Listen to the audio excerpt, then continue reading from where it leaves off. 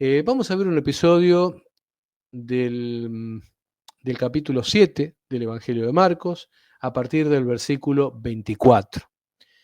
Esto que vamos a ver en Marcos 7:24 se ve reflejado también en Mateo, capítulo 15, versículos 21 al 28. Bien, Marcos 7:24 dice: levantándose de allí, se fue a la región de Tiro y de Sidón, y entrando en una casa, no quiso que nadie lo supiese, pero no pudo esconderse. Bueno, la ubicación de esto está entre Tiro y Sidón. No significa ni que estuvo en Tiro ni que estuvo en Sidón, sino que está en la zona media, ¿sí? De hecho, en griego dice meson, que significa medio, o sea, estuvo en la zona media entre estas dos ciudades. Estas dos ciudades son dos ciudades fenicias muy antiguas. En el Evangelio de Mateo, que yo les dije recién, que el sinóptico de esto, en el cual esto se refleja, que es Mateo 15, versículos 21 al 28, se nombra a la mujer como cananea, ¿sí? En el Evangelio de Marcos se nombra a esta mujer como griega y sirofenicia de nación. Versículo 26 dice: la mujer era griega y sirofenicia de nación, pero en Mateo se dice que es cananea. ¿Por qué hago esta observación? Porque seguramente las personas malvadas quieran decir que hay una contradicción entre Mateo y Marcos, ¿sí? Saltan y dicen: no, pero se contradice, los evangelios se contradicen, porque en Mateo dice que esta mujer es cananea, y en Marcos dicen que esta mujer es sirofenicia, que griega, sirofenicia. Bueno, acá no hay contradicciones, ¿sí? Tanto en hebreo como en griego, cuando se hablaba de la gente de esta región, en muchos lugares se le decía fenicios, sirofenicios, y en otros lugares se le decía cananeos, ¿sí? ¿Por qué? Porque los habitantes de esta región descendían de los cananeos. Entonces, en muchas ocasiones se les llamaba así.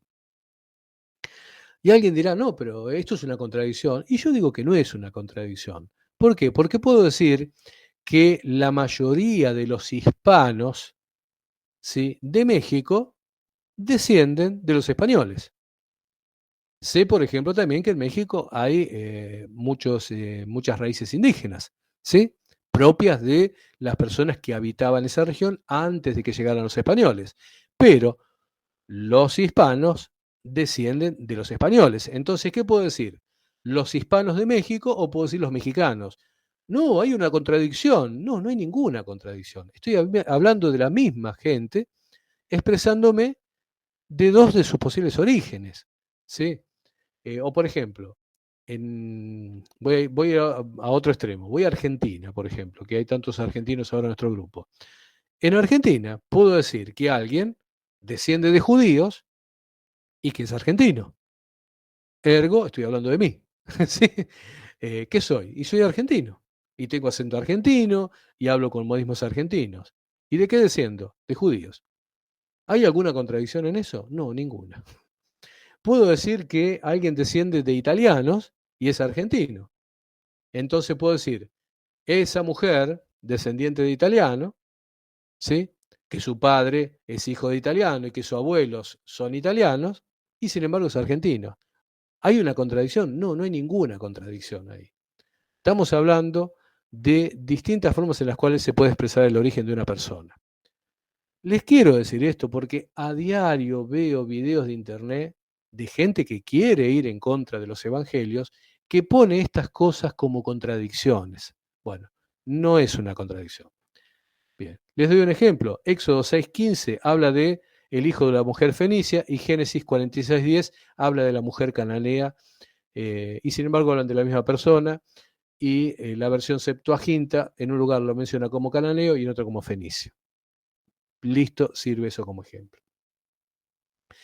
Aquí nos dice que Yeshua no pudo esconderse. ¿Significa que Yeshua tenía miedo? No.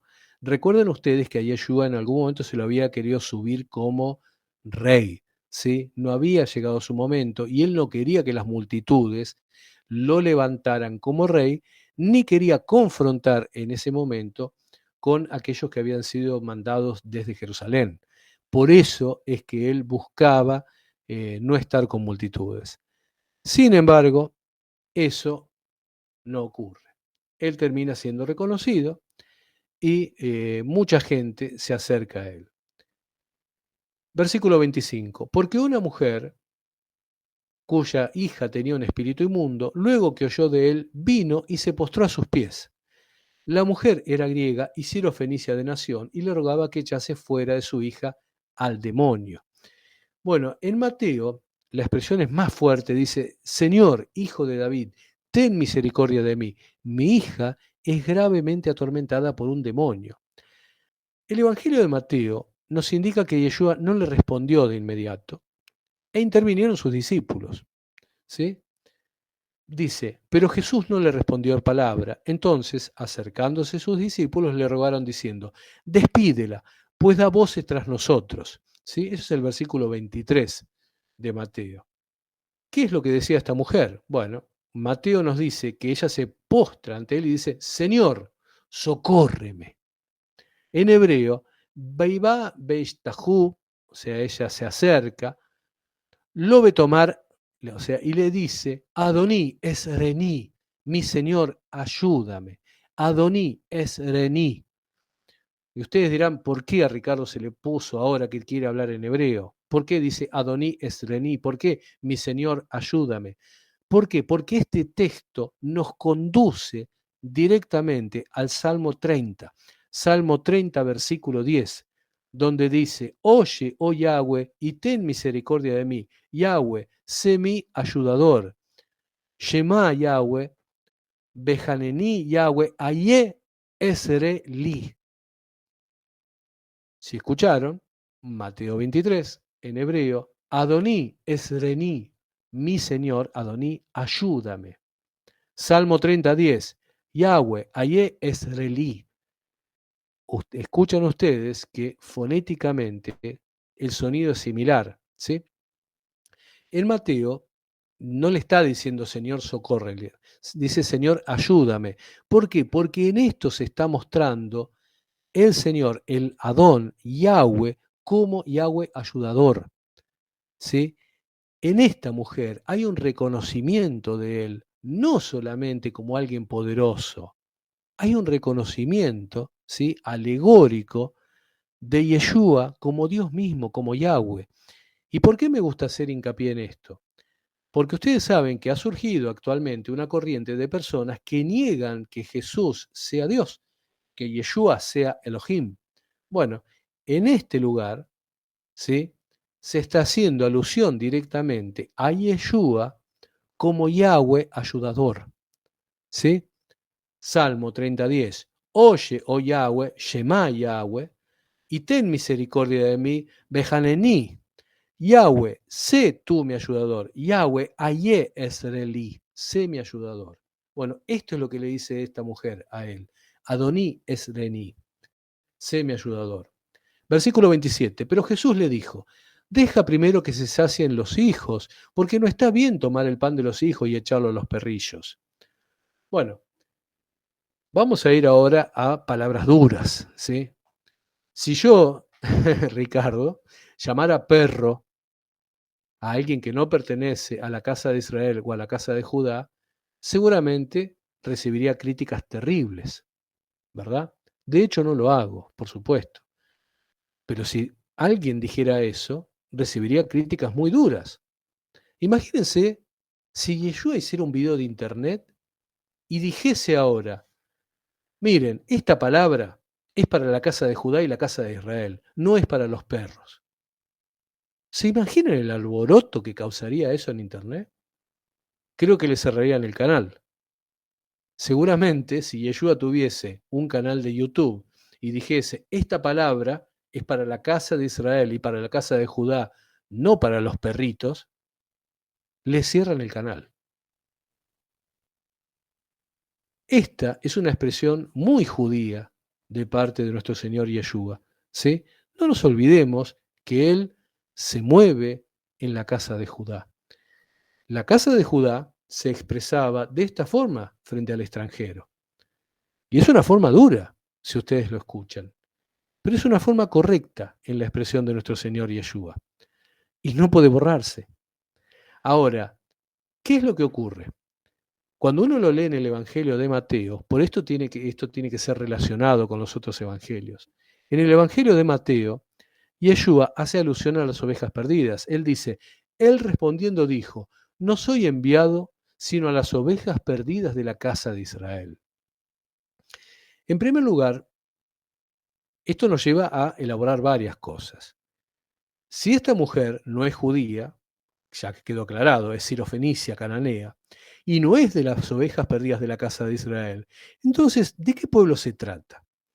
Bueno, esta mujer pertenece a la multitud de extranjeros que se benefician de la llegada del reino de los cielos. Y ustedes muchas veces se van a encontrar con personas que, y lo tengo que decir falsamente la mayoría de las veces, les van a expresar una gran preocupación por aquellos que no son de la casa de Judá ni la casa de Israel.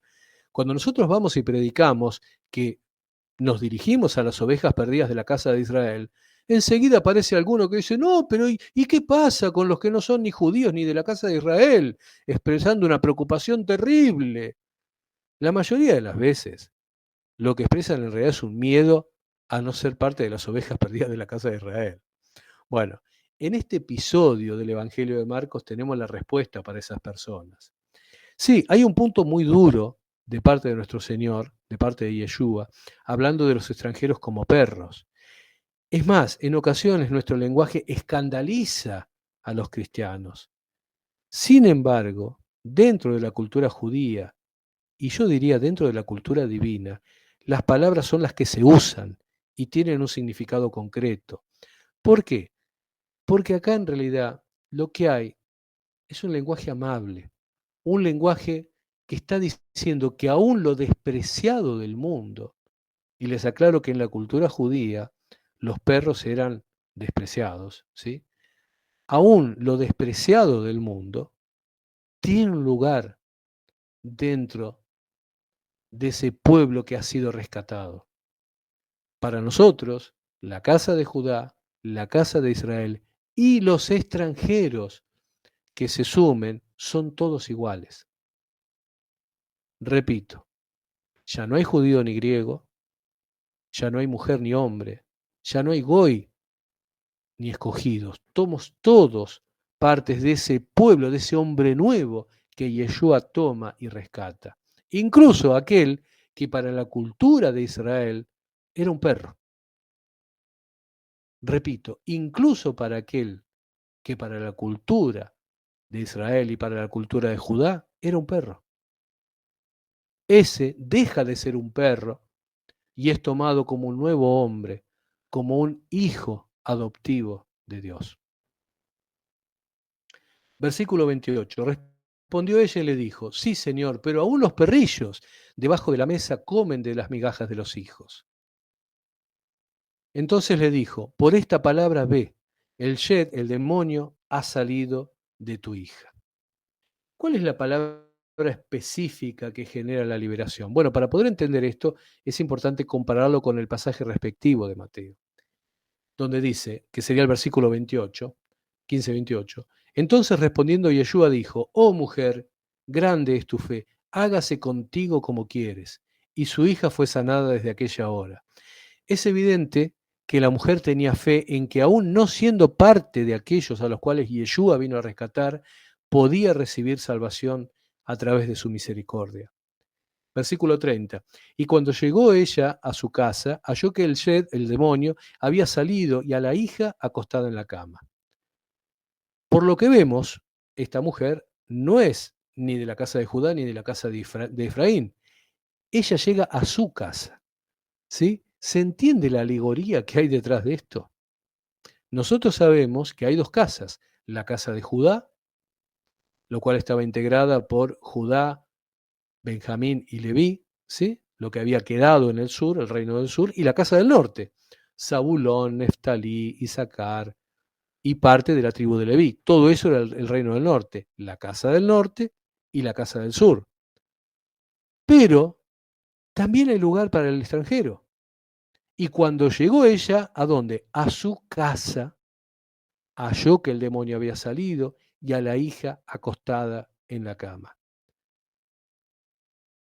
Ahora, es evidente que la casa de los extranjeros permanece, y si bien ellos no van a ser sacerdotes, por su fe reciben la ayuda, el consuelo, la misericordia, y van a ser parte del mundo venidero, en el cual ya no van a estar bajo la dirección de los espíritus inmundos.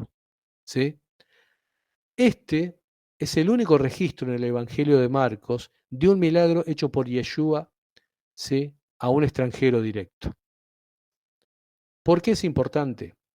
Porque esta palabra que aparece acá, perro, como les dije, si Yeshua hubiese hecho un videíto de internet, y perdónenme que diga videíto, por el gran recelo que me genera tanta falsa doctrina que da vuelta por internet, si nuestro Señor Yeshua hubiese hecho un video de internet llamando perro al extranjero que quedaba afuera, seguramente lo censuraban y le cerraban el canal.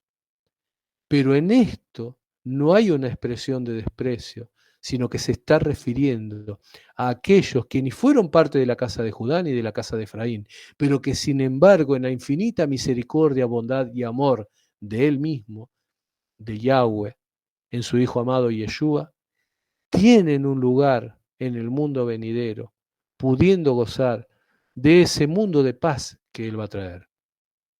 Por supuesto que aquel que no guarda los mandamientos y no tiene el testimonio de Yeshua no va a ser un sacerdote, pero sí va a poder ser parte de ese mundo venidero de Sulam Abba, ¿sí?, que algún día va a estar en el mundo.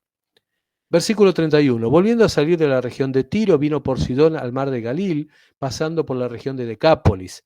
Por eso es que les dije que esto debe haber ocurrido antes, ¿sí? En Decápolis son 10 ciudades en las cuales, si bien hay judíos, la población mayoritaria es gentil. Versículo 32. Y le trajeron un sordo y tartamudo, y le rogaron que le pusiera la mano encima. Bueno, y tomándole aparte de la gente, metió los dedos en las orejas de él y escupiendo tocó su lengua. Bueno, fíjense que él lo llevó aparte porque no quiere que el milagro sea visto, no quiere ser proclamado. ¿Qué tipo de dificultad tenía esta persona? Bueno, evidentemente no era sordo de nacimiento, por algún motivo había quedado sordo y a eso se le agregó una dificultad para hablar. Algo que provoca esto es el ictus, el ACV, ¿no? Hay otros casos en los cuales era de nacimiento, pero se aclaran.